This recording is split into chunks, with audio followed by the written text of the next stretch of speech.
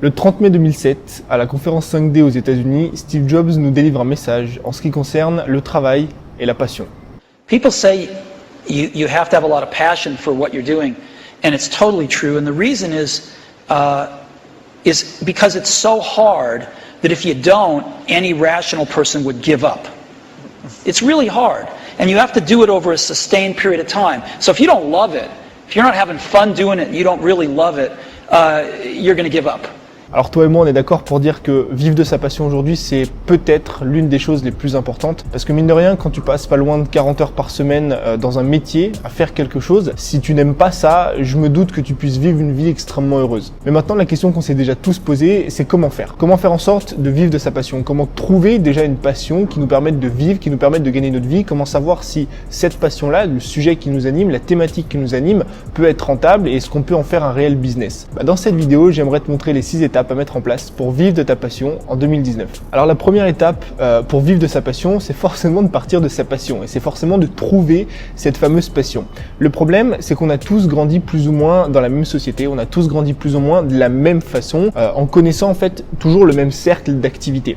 Je veux dire, si tu regardes autour de toi et que tu demandes à 10, 15, 20 personnes qui t'entourent, à 30 de tes amis, quelles sont leurs passions, tu verras que la plupart des gens vont te répondre quasiment la même chose. Ils vont te dire qu'ils sont passionnés de sport, de lecture, certains d'entrepreneuriat, certains de création de contenu, de réseaux sociaux, de voyages, et ça s'arrête là. Ça nous donne cette impression au final qu'on n'a pas spécialement de passion à proprement parler, qu'on est tous passionnés par les mêmes choses, et ça rend la tâche extrêmement compliquée. Moi, ce que je t'invite à faire, c'est à te poser une question. La question ultime qui va te permettre de définir si oui ou non, dans ton quotidien, tu as déjà trouvé cette fameuse passion.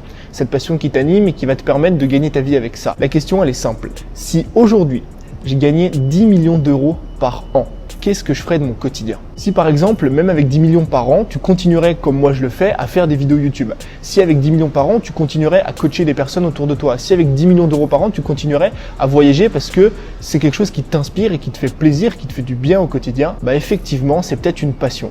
Maintenant, même après cette question, il y a certaines personnes qui ne vont pas trouver leur passion et c'est normal, comme je t'ai dit au début, on a tous grandi dans le même cercle d'activités, on n'a pas forcément découvert tous les horizons possibles. C'est pour ça que tu peux faire un exercice. Ce que je t'invite à faire, c'est à prendre une feuille, un stylo et à noter 10, 15, 20, 30 activités que tu aimerais tester cette année. Pourquoi est-ce que c'est important de faire ça? Parce qu'on ne peut être passionné par quelque chose qu'on ne connaît pas. Et si aujourd'hui tu as du mal à trouver ta passion, c'est peut-être parce que tu n'as pas assez exploré d'activités, tu n'as pas assez exploré le monde qu'il y a autour de toi. Donc tu listes comme ça 10, 15, 20, 30 activités. Ensuite tu vas les tester, tu vas les explorer. Mais attention, il faut que tu les explores en profondeur. Il faut que tu les pratiques pendant des jours, des semaines, voire des mois avant de savoir si c'est une passion ou pas. Pourquoi? Tout simplement parce qu'au début, comme toute nouvelle activité, tu vas être nul. C'est-à-dire que si moi demain je commence le piano, forcément que ça va être catastrophique. Forcément que je vais mal jouer du piano, je vais pas être content de mes résultats, je vais être insatisfait de moi-même et je vais pas apprécier la tâche. Par contre, si je commence à pratiquer le piano pendant des semaines ou pendant des mois, je vais forcément devenir bon, entre guillemets, ou devenir meilleur. Je vais pouvoir jouer une mélodie en entier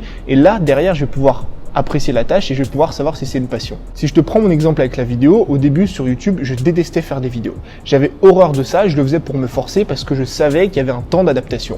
Aujourd'hui, ça fait partie d'une de mes plus grandes passions. Et cette étape, elle est cruciale, c'est pour ça que je t'invite à vraiment prendre ton temps. Maintenant que tu as une passion, on va partir du principe où tu as déjà trouvé cette passion parce que je me doute qu'en l'espace de 5 minutes, tu aies trouvé une passion comme ça. La deuxième étape, elle est extrêmement importante, c'est de déterminer si oui ou non cette passion est rentable. Ce qui va faire la différence vraiment entre un business et une passion ou un hobby, c'est à quel point tu vas pouvoir gagner de l'argent avec cette passion. Une passion avec laquelle tu ne peux pas gagner d'argent reste une passion. Une passion et un hobby avec lequel tu peux gagner de l'argent devient un business. La première chose que tu peux faire, c'est tout simplement aller sur Internet et voir s'il existe déjà des produits qui sont vendus dans cette thématique. S'il existe des produits, ça montre qu'il existe des problèmes, des clients et forcément c'est une thématique rentable. La deuxième chose que tu peux faire, c'est aller chercher dans ton passé. C'est te poser une question, par exemple, te dire « Ok, moi je suis passionné par le vélo. Est-ce que oui ou non j'ai déjà dépensé de l'argent pour répondre à un problème dans le vélo? Est-ce que oui ou non j'ai déjà acheté du matériel? Est-ce que oui ou non j'ai déjà pris des cours de vélo? Est-ce que je me suis déjà formé quelque part? Est-ce que j'ai déjà pris un coach privé pour le vélo pour progresser au quotidien? Ces deux questions, elles sont extrêmement importantes parce que elles vont déterminer la rentabilité de ta thématique. Et si une thématique n'est pas rentable, comme je te l'ai dit, ça peut difficilement devenir un business. La troisième étape, maintenant que tu as une thématique et que tu sais qu'elle est rentable, c'est tout simplement d'aller te nicher. Pourquoi est-ce que je conseille aux gens de démarrer en se nichant? Quand tu débutes en fait dans un domaine, dans une thématique, forcément tu as peu d'expérience, donc tu peux apporter très peu de valeur aux gens. Et c'est extrêmement compliqué d'arriver à se démarquer de la concurrence quand on est débutant. Moi je le sais parce que j'ai galéré. C'est pour ça que j'ai voulu me nicher dès que j'ai démarré. Alors qu'est-ce que j'entends par se nicher? Si par exemple t'es coach de sport et t'es dans la musculation, tu vas te poser la question, est-ce que je pourrais pas descendre d'un cran dans cette thématique pour répondre à un problème qui est beaucoup plus précis? Par exemple, dans la musculation, on cherche soit à perdre du poids, soit à prendre du muscle, qui sont au final des problèmes très communs où il y a beaucoup de concurrence. Et ben toi, tu vas creuser un petit peu plus et tu vas te poser la question, d'accord, est-ce que je peux pas répondre à un problème qui est plus profond, comme par exemple la gestion des blessures ou la perte de poids pour les femmes de plus de 40 ans? Je te garantis que si tu te niches de cette façon, tu vas supprimer directement beaucoup de concurrence. Si par exemple tu es dans la photo, plutôt que de parler de photo de manière générale comme tout le monde, tu peux par exemple enseigner aux gens à faire de l'autoshoot. Je te mets quelques exemples ici de photos que j'ai shootées tout seul. Je te garantis que c'est un énorme problème et qu'aujourd'hui, si tu vas te balader un petit peu sur internet, tu verras qu'il existe déjà des produits là-dessus. La quatrième étape, maintenant que tu as une niche, que tu sais où est-ce que tu vas travailler, avec qui est-ce que tu vas travailler, ce qu'il faut que tu fasses, c'est que tu fasses augmenter ce que j'appelle ton capital carrière. En fait, ton capital carrière, c'est ni plus ni moins que tes compétences. Augmenter tes compétences, ça va te permettre d'augmenter deux choses. La première, c'est la valeur que tu peux apporter aux gens et la deuxième, c'est la rareté de tes produits. Plus une personne apporte de la valeur à quelqu'un, plus une personne est rare dans un domaine, tu sais, c'est un peu la loi de l'offre et de la demande, plus elle va pouvoir facturer cher ses offres, ses coachings et ses produits. Mais forcément, si tu arrives à facturer cher une offre, un service ou un coaching, derrière, tu auras besoin de beaucoup moins de clients. Tu pourras aussi gagner beaucoup plus d'argent. Et c'est ce que je conseille de faire à tous les débutants. Forcément, quand tu es débutant, tu as envie de gagner ton indépendance le plus rapidement possible. Je m'en souviens quand j'ai démarré, j'avais envie d'être libre, indépendant et partir à l'autre bout du monde le plus rapidement possible.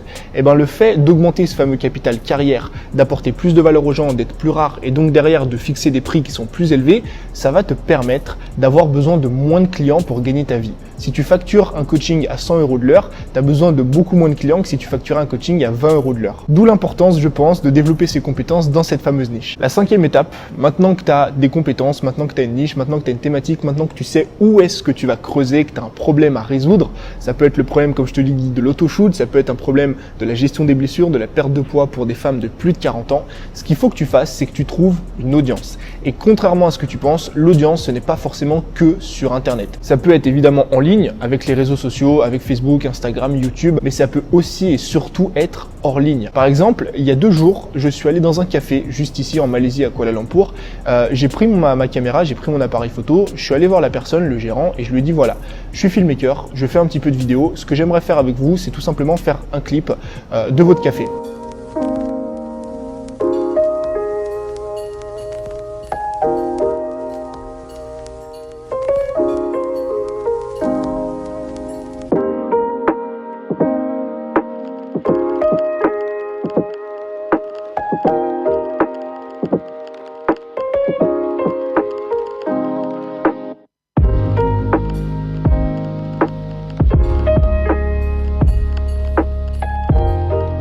Alors c'est sûr, au début, j'ai pas demandé d'argent. Mais si tu arrives à faire ça avec 2, 3, 4 personnes autour de toi dans ta ville, par exemple que tu es coach, que tu commences à coacher gratuitement, tu es filmmaker, tu commences à faire des vidéos gratuitement, tu es photographe, tu commences à photographier des gens gratuitement, tu vas te faire du réseau, tu vas te faire forcément des connaissances, tu vas développer tes compétences et petit à petit derrière, tu vas pouvoir commencer à générer des revenus hors ligne. Et pour moi, la meilleure façon d'aller gagner de l'argent dès le départ quand on est débutant, c'est tout simplement d'aller démarcher les gens en one-to-one. Et la 6e et dernière étape, c'est tout simplement la loi de la remarquabilité. La loi de la remarquabilité, ça vient du livre La vache pourpre de Seth Godin. En fait, cette loi, elle est extrêmement simple. Seth Godin te dit que plus tu crées des produits de qualité, plus les gens vont parler de toi. Et le but, c'est de créer les meilleurs produits, d'apporter la meilleure offre possible pour que tu n'aies même plus toi-même à faire ta propre publicité. Donc si tu prends tous les critères précédents, si tu te niches, si tu trouves une audience qui a un problème, que ce soit en ligne, que ce soit hors ligne, si tu lui apportes de la valeur, si tu crées des produits qui sont de qualité et surtout, si tu gardes tes clients sur le long terme, je te garantis que tu peux gagner ton indépendance et que tu peux vivre de ta passion beaucoup plus rapidement que tu ne le penses. Regarde, plutôt que de vendre des formations en ligne, pourquoi pas faire du coaching individuel? Mais quand je te dis du coaching, c'est prendre une personne et l'accompagner pendant des semaines, pendant des mois et pendant des années. Il y a beaucoup de personnes aujourd'hui qui ont des coachs depuis des années. Imagine si tu arrives à trouver 10 clients, que tu factures 150 € par mois parce que tu as de l'expérience, parce que tu as développé tes skills. Est-ce que tu penses que tu pourrais pas garder ces mêmes clients-là pendant des années? Plutôt qu'à chaque fois vendre des formations, vendre à une personne et ne plus jamais la toucher de ta vie. Vraiment, plus j'avance dans ce métier, plus j'avance dans la création de contenu, plus je comprends en fait l'importance du coaching et l'importance de travailler directement avec des personnes. Donc en gros, si tu as envie de vivre de ta passion, c'est extrêmement simple, plus ou moins on va dire. Première étape, trouver cette fameuse passion. Deuxième étape, voir si cette passion est rentable ou non. Troisième étape, aller se nicher pour éliminer un maximum la concurrence et gagner son indépendance le plus rapidement possible. Quatrième étape, une fois que tu as trouvé ta niche, tu vas chercher à développer tes compétences pour faire augmenter ton fameux capital carrière, pouvoir apporter plus de valeur aux gens, pouvoir être beaucoup plus rare sur le marché et donc forcément pratiquer des prix un petit peu plus élevés que les autres, ce qui va te permettre encore une fois de gagner ta vie beaucoup plus rapidement que la moyenne. Cinquième étape, une fois que tu as développé tes skills, tu vas trouver une audience qui a besoin de ton produit, qui a un problème à résoudre. Et sixième étape, une fois que tu as cette audience-là, une fois que tu as trouvé tes premiers clients, crée le meilleur produit, la meilleure offre possible pour pouvoir les garder sur le long terme. Parce que comme le disait un certain Michael Leboeuf, la meilleure stratégie que tu peux mettre en place, c'est la satisfaction client. J'espère que cette vidéo t'a plu, je te dis à très vite pour un nouveau contenu. C'était Tony, ciao.